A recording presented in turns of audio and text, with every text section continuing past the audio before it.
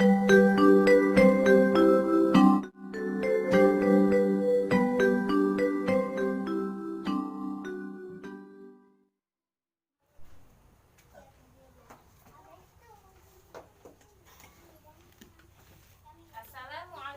warahmatullahi wabarakatuh. Waalaikumsalam warahmatullahi wabarakatuh. Baiklah, sebelum kita mengawali pembelajaran kita hari ini, marilah sama-sama kita berdoa. Berdoa dimulai. Bismillahirrahmanirrahim. Hafiz sholli sadri wa yassirli amri wahlul 'uqdatam min lisani yafqahu qawli. Rabbi zidni ilman warzuqni fahman. Amin ya rabbal alamin. Semuanya hari ini Alhamdulillah, luar biasa, istimewa, Allahu Akbar. Alhamdulillah. Nah, jadi sebelum kita memasuki pembelajaran kita hari ini, untuk lebih semangat, marilah sama-sama kita tetap semangat. Yuk, sama-sama kita tetap semangat.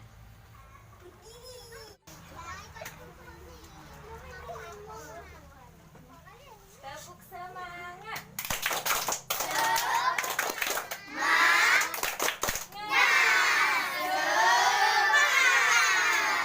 Silakan duduk.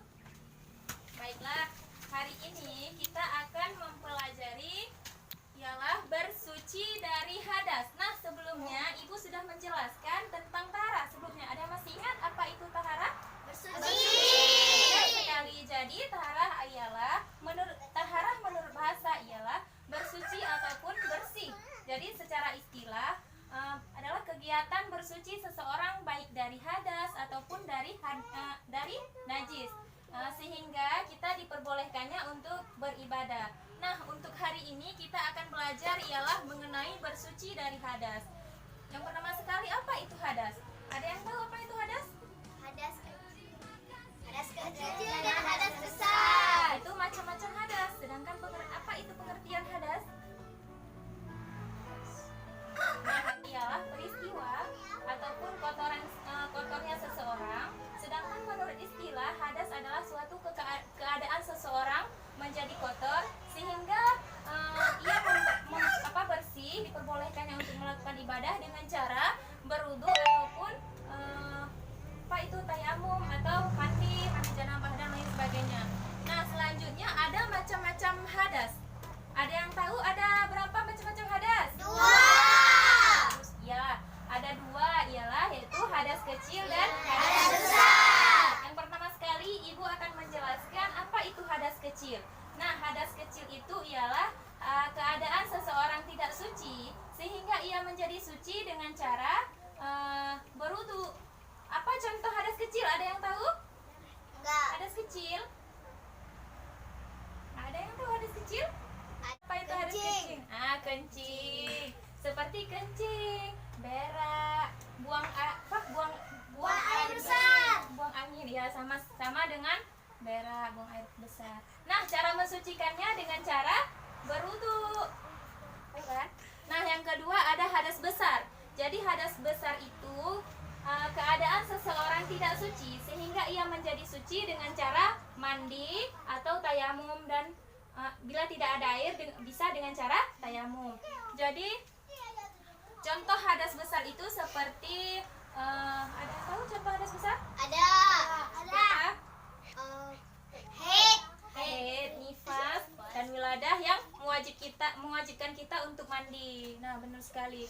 Jadi kita sebelum melakukan sesuatu ibadah, baik itu hadas kecil maupun hadas besar, sebelumnya kita harus bersuci terlebih dahulu. Karena dalam Al-Quran surat Al-Baqarah pun sudah dijelaskan bahwasanya sesungguhnya Allah Ta'ala itu mencintai orang-orang yang bertaubat dan orang-orang yang mensucikan diri. Berarti sebelum kita melakukan suatu ibadah, maka dari itu kita harus terlebih dahulu bersuci terlebih dahulu.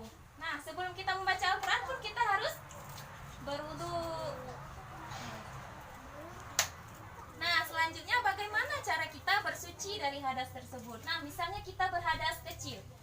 Berhadas kecil seperti tadi apa? Kencing, berak dan lain sebagainya, maka dengan cara berwudu. Nah, ada yang tahu bagaimana tata cara kita berwudu? Ada yang tahu?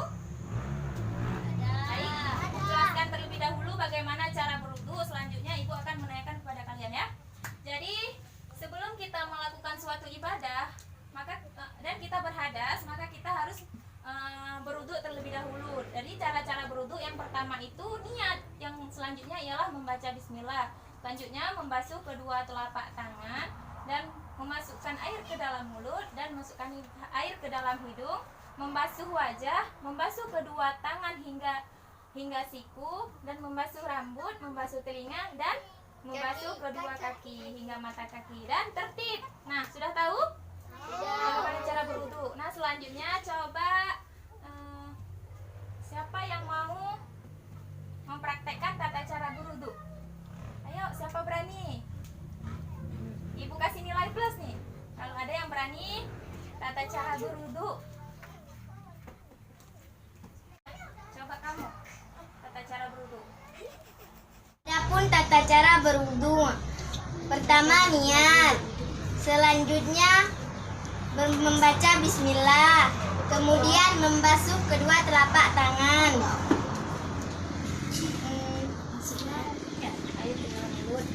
Dan selanjutnya memasukkan air ke dalam mulut dan membasuh wajah. Dan selanjutnya tangan hingga siku. Kemudian membasuh rambut. Dan selanjutnya membasuh telinga. Kemudian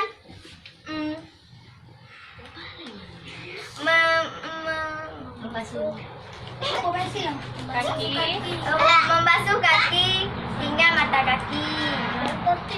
Dan terakhir tertib. Nah, tepuk, berikan tepuk.